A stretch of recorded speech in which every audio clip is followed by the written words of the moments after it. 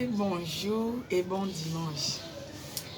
Toujours quand on a souci à kosepelisa abonné na biso, abonné oyo balingi Yesu Masiya baza na posa ya koyeba, baza na posa ya comprendre makambo ebele parce que balingi bazala ba ignorante lokola osé ezoloba mon peuple périt par manque de connaissance.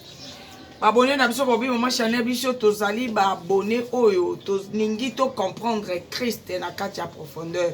Tongi to yeba penza tango tolobaka Jésus Christ tokobetela kaka moto oyo biso toyebi makambo asala pona biso tolo.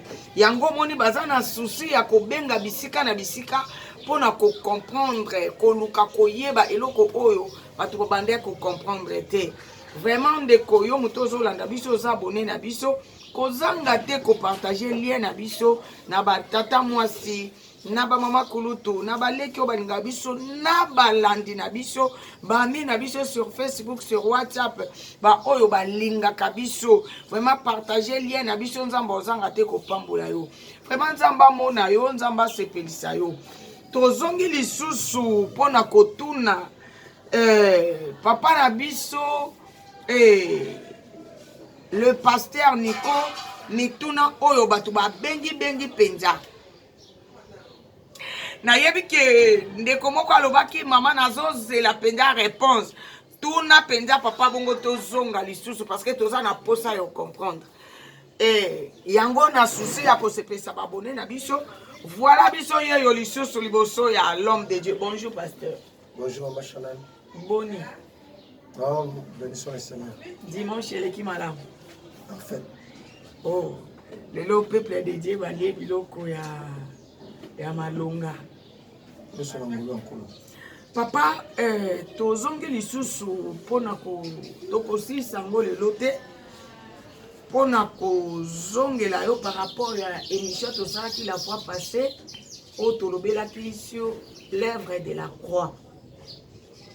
Ndeko moko abengi biso alobi mama misala ya ekulusu alobi ngai nazalaka na ngai mwana nzambe soki nalobi ke na bongwana te nakoko kota pe na chaîne na bino te naza vraiment chrétien mais nazalaka na mwa difficulté mokie ya ko comprendre tango bato balobaka œuvre de la croix elingaka koloba penza nini et puis œuvre yango eza nini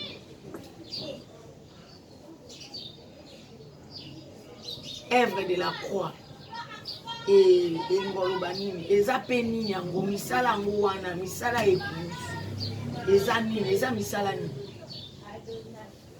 Ok, merci beaucoup maman Chanel pour la motuna na yo kokufa ne koloso et c'était une punition d'abord. Alors na coutume ya bayuda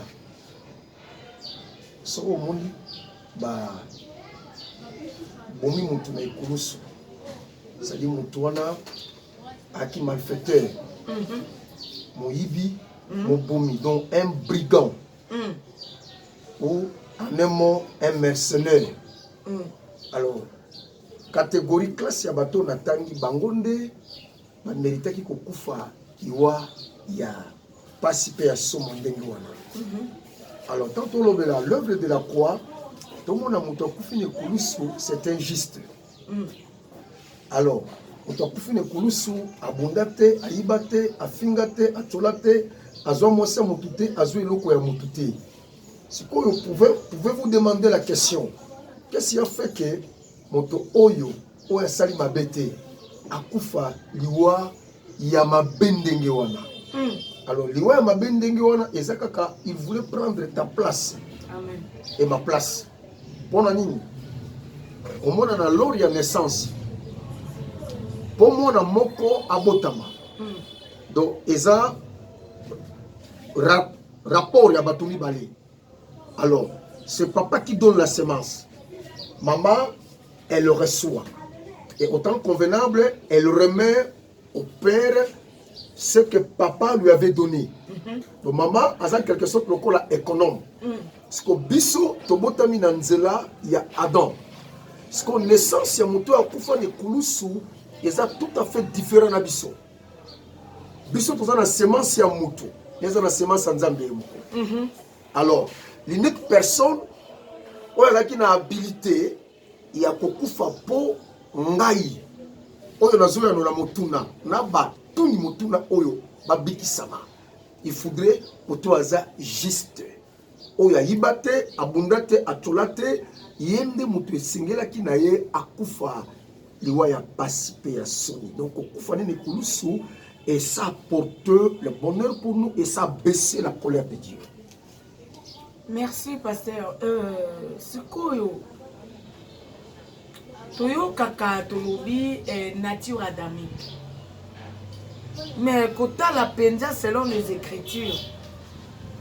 Tozomona ke Adam azali kelamu ya boso ava Yesu Masia. Parce que Yesu tango ye koya, est-ce que yepe azana nature adamique? Parce que Yesu mana yepe azo subir même noato mobeko oyo moto nyonso po toyokaka balobi moto nyonso oyo aza na nature adamique il faut asala boye, il faut azongisa boye. So Yesu mpe po ye mpe ye nsima ya Adam. Ok, merci beaucoup Maman Chanel pour la motuna oyo. Nangaki naloba boye. D'abord, au départ, ce n'était pas la nature, c'était une personne. Oazo qui comme Adam. Alors, une nature adamique lorsqu'ils ont commis le péché avec sa femme Ève. C'est quoi la nature ya bomoto. Yango poussaki bango ba transgresser nzambe. Yango to benga yango nature adamique. Donc lolenge oyo etindaki moto asumuka donc ki bomoto. C'est ça qui a fait que moto a buka mobeko oyo nzambe a pekisaki bango ba buka te. Sikoyo papa, différence nini? Parce que toyoki que Adam ya liboso aye, ya mibale aye pe ya misato akoya. Ndenge toyoki. Tolingi tozala éclairer au moins. Bobi troisième Adam akoya. Sikoyo, quelle est la différence entre Yesu na Adam? Par rapport à la prédication yote biso. Olobi que Adam pour na bolingo ya mwasi na ye pour na sentiment oyo eza ya ye moko a sacrifié toute nation mobimba. Il a sacrifié l'humanité. L'humanité mobimba. Merci papa. Eza moko ya mateya oyo tolandaki yo. Parce que différence nini eza entre Adam na Christ. Et ce que tosisi koyeba na teni différence wana tokoluka sikoyo toyeba lisusu. Bon, nazongi na deuxième question oyo tunaki est-ce que Yesu ango asibisaki mobeko ou asibisaki mobeko te? Alors simanango na waya koyanola yo na mutuno tuni sikoyo. Yesu Bible lobi na mokanda ya Galate que abotamaki na tango mobeko. Il est mort sous la loi. Mais quand il est revenu à la vie pour la seconde fois, c'est-à-dire la résurrection, lorsque vous voyez la résurrection de Jésus, c'est la preuve en l'occurrence. Donc c'est ça qui montre que la loi a été totalement tombée caduque. Yes. Donc il a subi la loi parce qu'il a été condamné à la croix. Ça c'est la loi. Amen. Amen. Voilà. Mais quand il est revenu à la vie, la loi est tombée donc pour changer administration. Donc, comme il y a trois personnages, il y a Pierre, il y a Jean et il y a Jacques. Jean qui veut dire la grâce. Jacques qui veut dire changer. Et Pierre qui veut dire la loi. Quand la loi a été écrite sur le pierre, alors, donc, la loi a été changée par la grâce. Voilà la raison pour laquelle, il avait seulement 3 disciples. Il avait Pierre, il avait Jean, il avait Jacques. Donc Pierre qui veut dire la loi. La loi. Et Jacques, grâce. La grâce. Et Jacques changé. Donc la loi a été changée par la grâce. Waouh, waouh, waouh. Oh. Vraiment. Ok. Ok, papa toke na deuxième motona oyo totuna ki. Quelle est la différence entre Adam et Jésus-Christ? Parce que yo lobi humanité mobimba les ala qui sacrifié par Adam pour un sentiment na ya bomoto. Bon, et vous allez comprendre que Adam, il a été formé dans la poussière de la terre. Donc quelque chose oyo et outil na néant. Hein? Donc du néant. D'abord, Adam signifie quoi? Donc Adam qui veut dire la source de toutes choses. Wow. La source de toutes choses, Adam. Donc Adam, c'est comme une rivière. Donc rivière où il peut si accès na ba colonne ébélée. Mais nasko papa, loko la source. Ya mwa meme la biso pe source ya natiro ya biso ya bomoto, ya bakanda, ya makoma be, ya nini. Bon, nature adamique est se manifestée. Quand est-ce que Nzambe alobi na Adam? Pour Adam, azaki ekelamu ya liboso ya Nzambe. Donc Dieu s'est investi. Donc Nzambe a mikoti mobimba. Donc investissement moko extraordinaire. Donc Adam, Nzambe a créé qui est na likanisi ya petit Dieu. Azu planète Terre oyo. Parce que Dieu est esprit. Alors, esprit, donc c'est quelqu'un qui vit dans l'invisibilité. Au comment on a été, au quoi décrire été, au quoi définir été, au quoi toucher été. Lorsque tu es appelé enfant de Dieu, tu le ressens dans ton esprit. Que ici, il y a une présence parce qu'il y a deux esprits. Il y a l'esprit de Dieu et l'esprit du diable, qui est l'ennemi de notre papa. Lorsque tu as l'esprit du Seigneur en toi, tu te pointes quelque part. La première des choses, tu dois sentir, il y aura la connexion entre toi et l'esprit de ton Père. Lorsqu'il y aura l'esprit purement maléfique et tu sentiras des sensations mauvaises. Voilà. Maintenant, papa, œuvre de la croix en gros, le Christ est ça là. Mais ça là en gros, et même la bichonnie. Non, je reviens d'abord à la différence. Ok. Après, on pose la question. Alors, différence qui existait entre Christ et Adam. Adam, il a été créé dans ma belle. Christ, il a déjà produit fini. Adam, il a créé dans ma belle. Et Christ est produit fini. Comment ça? Ok, je reviens. Quand Adam sali les sommes, et la colère de Dieu s'est élevée premièrement pour l'animer. Il y avait des choses. Adam et Ève avaient Bissaki. Premièrement, c'était l'image de leur papa.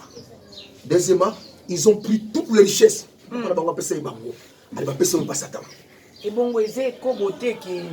Moi, c'est ça qui est Kobona, na Satan, ne babota qui dit Caïn. Non, la Bible dit Caïn a botamaki déjà l'esprit. Donc, Molimo et Nzambe. Donc Dieu a retiré son esprit. Je m'explique. Retirer l'esprit de Dieu dans l'homme, c'était comment? C'est ça qu'on est tous en portable. Alors, et là, ça la force à portable lorsque tu mets la carte SIM à l'intérieur. Voilà. Quand tu retires la carte SIM, bien que la performance, qualité, modèle, il y a appareil. Comme la carte SIM n'y est pas au niveau lingaté, tu seras en difficulté pour atteindre ma correspondant. Pour atteindre Bango, tu dois mettre la carte SIM à l'intérieur. Donc Dieu a retiré son esprit. Parce que tant que tu as dit qu'on procréer, Adam et tant qu'on a dit qu'on bota, ce n'était pas l'impudicité, le combo entre l'animal. Non. Pour Bissoto, qui bien aimé, alobi que Caïn, azande mwana ya serpent. Non, non. Balobi mbuma oyo baloba kabalia. Je m'excuse. Alors, serpent, quand il veut donner la naissance, il donnait la naissance à qui? À un serpent. Parce que la semence vient de lui. Bon, ça c'est clair. Bien aimé, maman, il est temps. Bien aimé, à suivre avec notre papa. Il y a trop de méthodes. Bien maman, tout n'était ma cavoine. et kala mingi te tokotuna ye vraiment tokomi na faire ya émission na biso s'abonner massivement et okozwa continuité ya vidéo na biso avec le pasteur Nico Ping. Bye.